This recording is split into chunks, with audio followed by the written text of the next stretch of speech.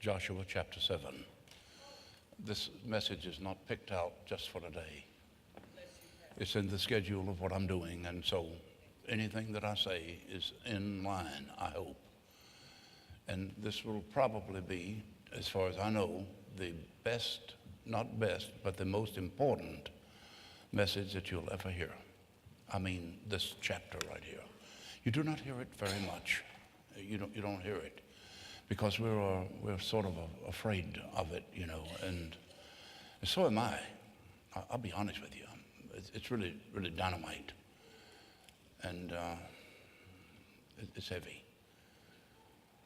But I want to show you three things about one shining moment.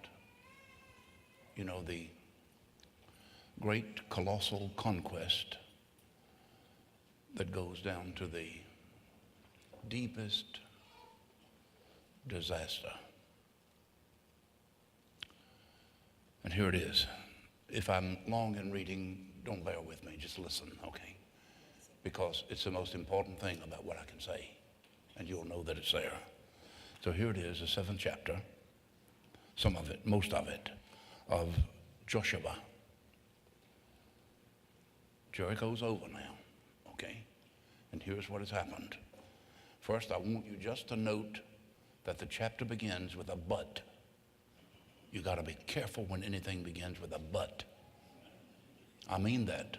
It's that big but covenant right here. It's ominous. But there was sin among the Israelis. God's command to destroy everything except that which was reserved for the Lord's treasury, they disobeyed.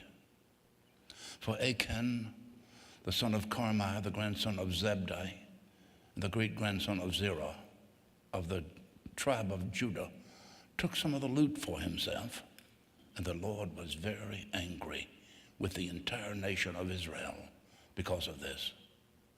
Just please, if you don't get anything else. He took it. He was angry at Israel, the entire nation.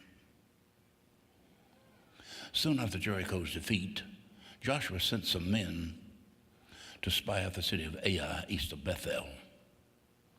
Upon their return, they told Joshua, it's a small city, and it won't take more than 2,000 or 3,000 of us to destroy it. There's no point in all of us going there. So approximately 3,000 soldiers were sent, and they were soundly defeated. About 36 of the Israelis were killed as they slid down the ravines. They chased them all the way back to the Jordan River, through the quarries, and killed many. The Israeli army was paralyzed with fear at this turn of events. Joshua and the elders of Israel tore their clothing and lay prostrate before the ark of the Lord until evening, with dust on their heads. Joshua cried out to the Lord, "Oh, Jehovah, why have you brought us over the Jordan River? If you're going to let the Amorites kill us, why weren't we content with what we had? Why didn't we stay on the other side? Oh, Lord, what am I to do now that Israel has fled from her enemies? For when the Canaanites and the other nearby nations hear about it, they will surround us and attack us and wipe us out. And then what will happen to our great name and then your great name?" But the Lord said to Joshua, "Get up. Get up off your face. Israel has sinned and disobeyed my commandment and has taken loot when I said it was not to be taken. And they've not only taken it, but they've lied about it and hidden it among the belongings. That is why the people of Israel are being defeated. That is why your men are running from their enemies, for they are cursed. I will not stay with you any longer unless you completely rid yourselves of this sin. Get up. Tell the people, each of you must undergo purification in the preparation for tomorrow. For the Lord your God of Israel says that someone has stolen from him, and you cannot defeat your enemies until you deal with their sin, this sin. In the morning, you must come by tribes, and the Lord will point out the tribe to which the guilty man belongs. And that tribe must come by its clans. And the Lord will point out the guilty clan. And the clan must come by its families. And then each member of the guilty family must come one by one. And the one who has stolen that which belongs to God shall be burned with fire, along with everything that he has, for he has violated the covenant of the Lord and has brought calamity upon all of Israel. So early the next morning, Joshua brought the tribes of Israel before the Lord, and the tribe of Judah was indicated first. Then he brought the clans of Judah, the clan of Zerah, the clan that was singled out. Then he brought the families of the clan before them. It was Zabdi. He was indicated. And Zabdi's family was brought man by man, and his grandson, Achan, was found to be the guilty one. Joshua said to Achan, "Son, give glory to the Lord God of Israel. Don't tell me any lies. Tell me the truth. Make your confessions. Tell me, son, what have you done?" Achan replied,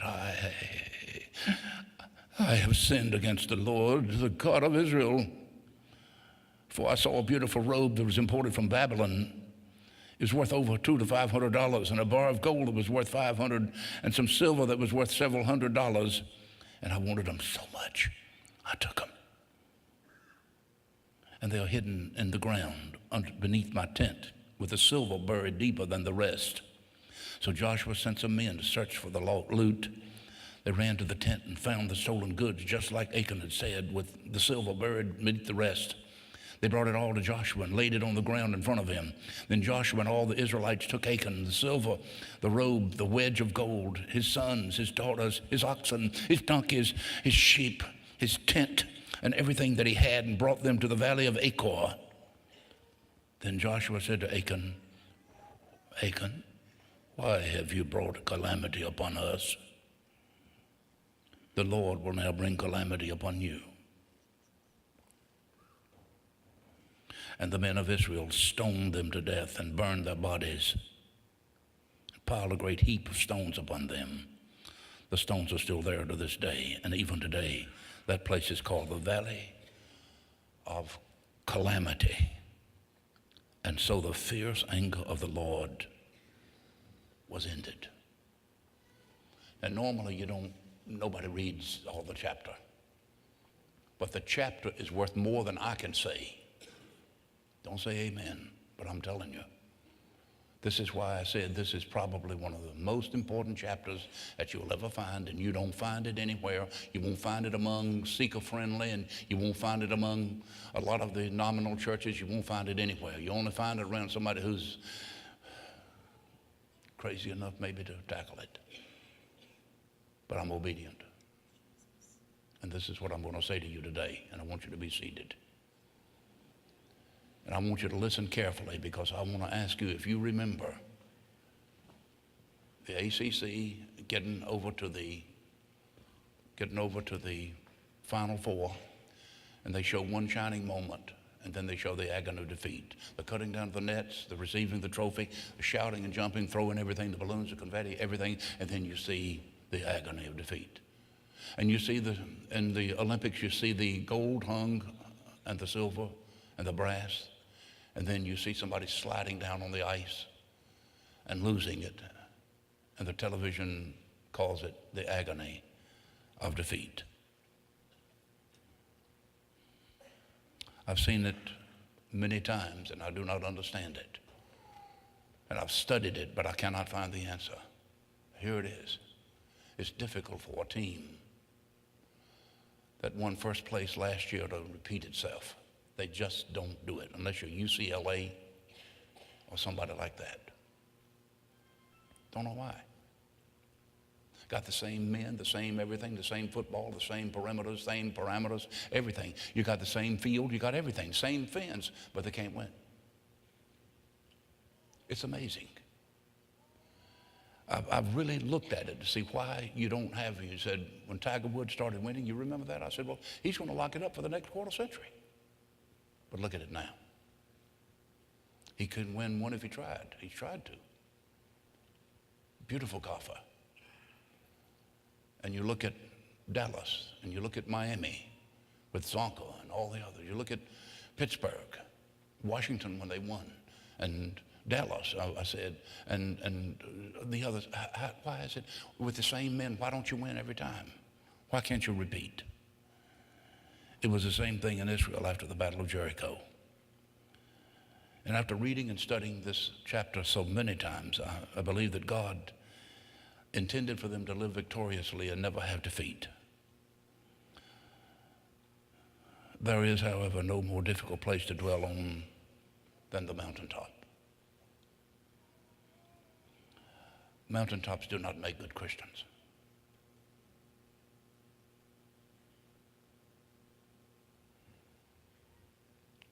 Shouting experiences on the mountaintop in your own charismatic way do not make good Christians and strong Christians. You will hardly ever find victory on a mountaintop. Victory normally comes in the valley.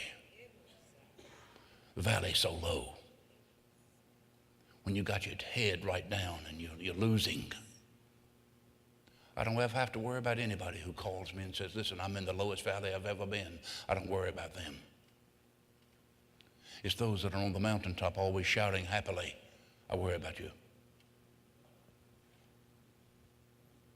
Victory comes in the valleys, not on the mountains. The story unfolds with this making a misjudgment about Ai. And it's where my first point comes from. The first thing is there's a reason why you have the agony of defeat. And it is because of overconfidence. I saw him yesterday. I saw him run and catch a ball and score a touchdown. And when he did it, it was my alma mater that did it. And came rushing back against the blue from Carolina, another alma mater, so to speak. And here's what he did when he laid the ball down, and then he said, I'm king of the world. I'm it. Overconfidence will kill you. You got to be careful when you start deciding how strong you've got to be before you can overcome a problem. It's a decision that'll kill you every time if you're not careful. And we can get so wrapped up in our own self. We make a very small package, and we just don't know what to do. It's very difficult to do it. The people looked at Ai and came back and said, Josh, we got 40,000 foot soldiers. We don't need them. Give me 3,000 or 4,000. We knock it out. Piece of cake. Piece of cake. Joshua said, okay, take maybe 4. Go up and knock them out. Now here's the first mistake. You got to know the difference between overconfidence and being a worm saying, I can't do anything, I can't do it. Remember, Joshua really would like these guys because he and Caleb liked themselves, but didn't like the guys that came in years before before they started wandering in the wilderness. And the 10 said, oh, we can't do it, we can't do it, we can't do it. God doesn't like that kind of attitude either. You got to have some kind of faith, some kind of thing that gets you up there, okay, a little bit. There's nothing wrong with that. The wrong comes is when you swing it too much and say, I got the whole world, Lord, I got it. I'm going to knock it out.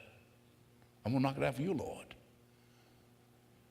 You see, now Joshua looks at them and says, yeah, oh, okay, you've given it to me, man. These guys got faith. That's what we needed over yonder before we went out in the book of Numbers. We needed that, but we didn't have that. Go get them. Go get them.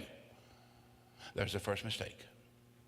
The first mistake is, you said, was it made by Achan? It was made by Joshua. Joshua was the leader. Jericho has just been finished. Walls that were big enough to hold a whole house up there for Rahab the prophet, Rahab the prostitute. Those walls were big, thick, and wide, but they fell down, and they took the city and burned it without losing anybody. That can really build you up. That'll really make you strong, won't it, John? Just go knock a Jericho wall down, man. You got it. We can get anything, man. No. It hadn't been long since Joshua said, hold that thing out there. Let me put these stones up in this creek bed. And in that river that was as wide as a football field is long, he walked out there on the dirt while the water was back up toward that place up there, 30 miles back, 20 miles back at Adam. And there he put the stones one on top of others, said, let people come and see these stones. And in seeing these stones, they will remember it was God that did this. He said, now you get in fact, he'd already said, you take your stones over there to Gilgal, where we had the great time of circumcising hundreds and thousands of men, till they call it circumcision, the hill of circumcision. And put those stones up there so that when people come by, they'll know that it was God that did this. And then here is Jericho. You pass by it and you see all those things going, and everything's going on. A few weeks or months pass by, and or days or whatever it is, and you say, it doesn't mean anything? Why shouldn't we remember Jericho? Or we remember too much? But we gloat over what we do. We gloat over what the Lord does for us. And this is why I made my conclusion that you don't win battles on the mountaintops. You win battles when you have just enough confidence so that you can say, Lord, I'm going to be strong for you. It was one of my great men that I read after called Alan Redpath. And Alan Redpath said, there is no experience in Christian living so full of danger as the flush of victory. Look at him. And at that moment when you're so full of victory, you get ready for a downfall. Because in the moment when you're full of victory and you're just gloating over it, even the smallest sin alive that Satan could throw against you can knock you for a flip. And yet we don't understand that. We say, man, I don't see nobody coming after me. I don't see any big thing coming after me. Man, they scared of me, man. Man, I'm king of the world. I knock walls down, man. Joshua may make the sun to stand still, but I tell you, I'm and the moon to stand still, but I can knock walls down. God is with me. I'm his chosen frozen. I'm one of the very greatest. You see, when we think that God has given us some new strength when we get on the mountaintop, and we win like that. I got superhuman strength now. We feel it in the choir. We feel it at home. We feel it everywhere. You know, I got it, man. I can shout the victory. I'm it. Be careful when you think you stand, for when you think you stand, you go ahead and say it. You what? You fall. And it'll be like Humpty Dumpty, who sat on the wall. And Humpty Dumpty had a great fall. And all the king's horses and all the king's men couldn't put Humpty Dumpty back together again. You see, we don't get anything in grace when we get to the top of the mountaintop that says, I'm going to take you through. You're going to be fine. You're not going to ever lose again. I mean, he gives you the will so that you can overcome, but he doesn't make it impossible for you for you to fail. You can fail. And I want to just be the first to tell you so that you won't think that I'm up in a preaching mood today. You're looking at one right now who's failed a lot of them. And this is why I, after these few years here at this place, can tell you about some. And I'm telling you, it ain't fun. You got to understand that. And you got to know how to get your act straight with God. And if you don't, God's going to take it out on you. Paul said, listen, in my flesh dwells nothing good. What do you think you're made out of? Carny? In my flesh, nothing is good. I have nothing. But listen to him. This is for you who think you've got it knocked. When I am weak, then I am at my strongest. But when I am strongest, then I am at my weakness. That's why you don't see many people who grovel and who get in the valley ever fail God. You see mountaintop people who've been placed there. You see them failing God. You see, because the smallest thing that can come at you can blow you over like a feather. Don't let it happen. The first lesson I give to you about shining moment and drastic defeat is overconfidence. C.M. Ward, who came and preached and sat right here, said, Dr. Ward, the late Dr. Ward, he said in a message that he preached, never be too sure. I can hear him right now. Never be too sure, my boy. It's when you say, oh, I got it. I got it. That's when you rest on it and you end up on the rocks. You know what I'm talking about. I wouldn't even have to go any further, and I think you know exactly what I'm talking about. But I'm going further anyway, so permit me to. Somebody pray. There are only three, so here they are.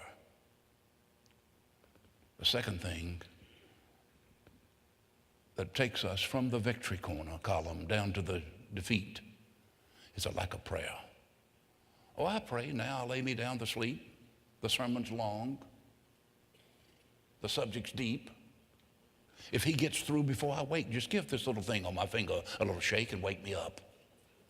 Listen, how long has it been since you talked to the Lord and told him about your life's hidden secrets? How long has it been since you told him, you said, Lord, I know you know where I was last Friday night. Lord, you know what I did, you know what I thought, you know where I went. Lord, you know the hidden things of my heart. You understand me, who I am on the inside of me. Oh God, how long has it been since you talked to the Lord and told him about those things? You say, well, he already knows it. He wants to hear it from you. Listen, quick. I understand the word quickly. I know the adverb. He wants to hear it quick. Everybody say it. Come on, quick. But we linger and we stop praying. And we say, well, I'll wait till I get down. I don't need to pray now, man. I got a grace, man, on that mountaintop. I got it. Woo, I got it. Really? Now, can you see him when they run them through the briars and they run them through the brambles and they run them through the places where the rabbits couldn't go? And they're going down the slopes of that quarry and they cut their throats and they shoot them with arrows and spears and cut them to pieces with swords and say, take that back to Israel, you Israelis.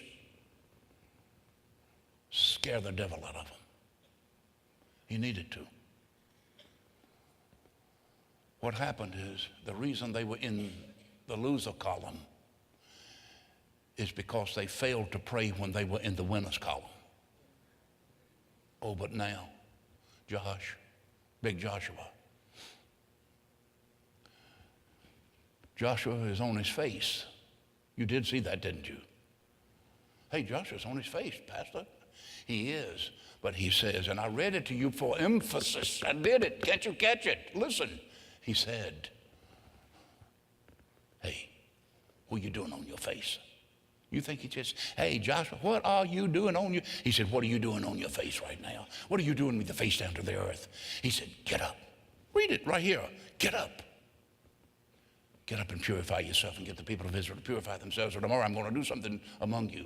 Joshua, you should pray. But you should have prayed when the walls fell. You didn't pray then, Joshua. You prayed the night before. But you didn't pray when you got the victory. You didn't give me the glory. And Joshua, if you had prayed when you had the victory, you would have known, sir, that sin was in the camp.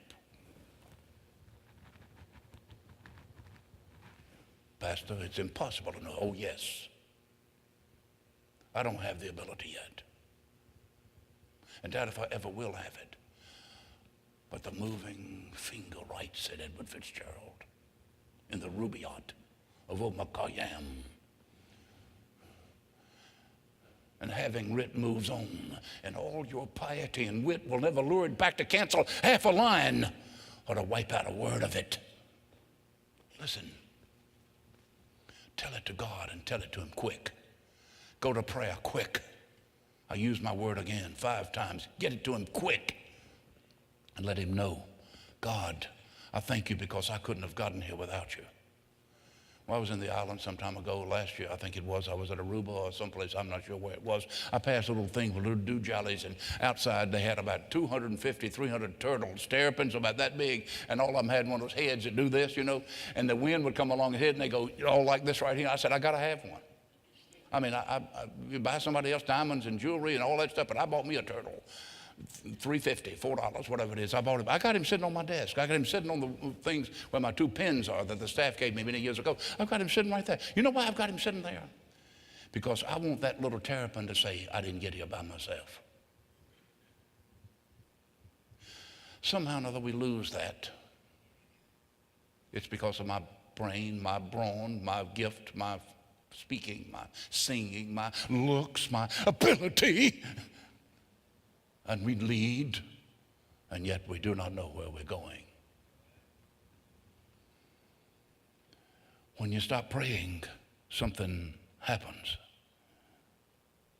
Alan Redpath also said again, he said that if you pray in times of victory, you will never have to plead in the time of defeat. Neglect prayer. It's a tough thing to neglect prayer. When you neglect prayer, you're going to go down. Joshua had to get up, and when he got up, then God gave him the thing. He said, listen, I want you to go purify yourselves, get sanctified, and you go over, and I'm going to call all the tribes in one by one. I don't know how they did it, whether by lots or I don't know how they did it. I just know that God was in it. And Judah came up first. And then the great-grandfather, and then the grandfather, and then the daddy. And they said, we want all the men in this family to come one by one. I don't know why they did that. It seems a slow process. Why not just go, pin the tail on the donkey? There he is right there. God didn't do it that way.